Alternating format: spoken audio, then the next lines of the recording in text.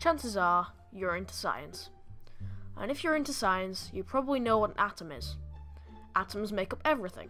You, me, your laptop or PC, everything. Well, what are atoms made of? Well, atoms consist of protons, neutrons, and electrons. We'll talk about how the number of these in an atom can affect its element, as well as all the other interesting things about atoms in another video, but for today, we'll be focusing on electrons. The electrons whiz around the outside of a nucleus of an atom really, really fast.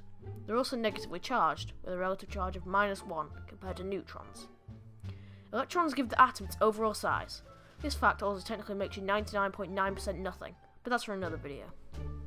Because the electrons are negatively charged, they're going to repel other negatively charged objects and attract positively charged objects.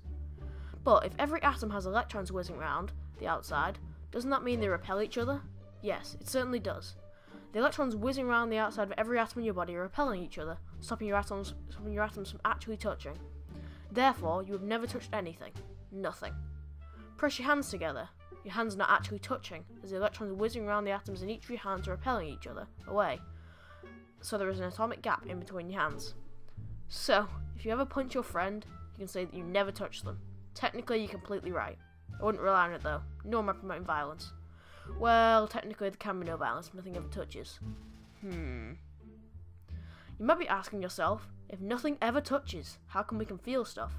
Well, my inquisitive viewer, whenever you feel something, say your other hand in the hand pressing the other hand example, when you press them together, the touch feeling is actually the feeling of the electrons repelling each other, and not the feeling of the other hand.